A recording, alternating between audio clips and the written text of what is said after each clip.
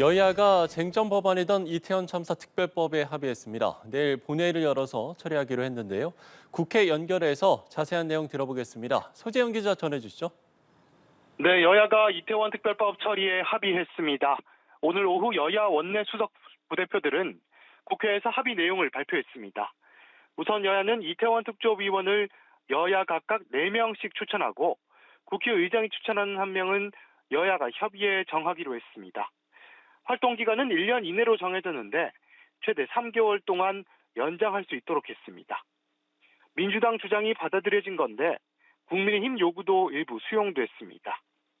수사되고 있는 사건이나 형사재판이 진행 중 혹은 확정된 사건, 불송치되거나 수사 중지된 사건에 대해선 조사할 수 없도록 했습니다. 또 정당한 이유 없이 압수수색을 거부할 때 검찰에 압수수색 영장 청구를 의뢰할 수 있는 조항도 삭제하기로 했습니다. 여야는 이 법안 처리를 위해서 내일 본회의를 소집합니다. 김수경 대통령실 대변인도 브리핑을 열고 영수회담을 통해 여야 협치복원이 시작됐는데 이번 합의는 구체적인 첫 성과라고 강조했고 범야권에서도 환영의 목소리가 이어졌습니다. 다만 최상병 특검법과 전수사기 특별법 등은 여전히 합의되지 않은 만큼 내일 처리될지는 미지수입니다. 내일 본회의에서 민주당 단독으로 이들 법안까지 강행 처리할 가능성이 남아있는 상태입니다. 민주당 박주민 원내수석은 이들 법안 처리를 위해서 국민의힘은 물론 김진표 국회의장과도 계속해서 소통하겠다고 밝혔습니다. 하지만 국민의힘은 민주당이 합의되지 않은 쟁점 법안까지 처리하려 할 경우 본회의를 열지 않을 수 있다고도 경고했습니다. 네, 그런가 하면 여야의 새 원내대표 선출 작업도 한창 진행 중인데 여야의 상황 어떻습니까?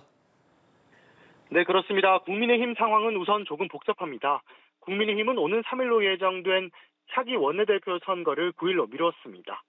후보의 정견과 철학을 알 수 있도록 기회를 마련해달라는 요청에 따른 것이라는 설명이었습니다. 당내에선 원내대표 후보 구인난에다 친윤 핵심 이철규 의원의 출마 가능성 때문 아니냐는 해석도 있습니다.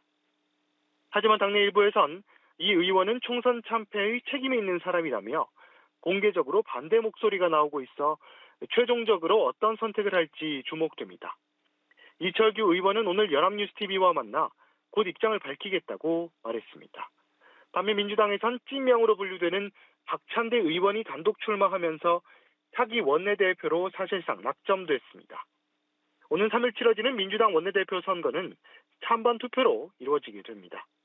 압도적인 총선 승리를 이끌어낸 데다 원내대표에도 최측근이 나오게 된 상황에서 이재명 대표 연임론은 힘을 받을 것이란 전망이 나옵니다. 지금까지 국회에서 전해드렸습니다.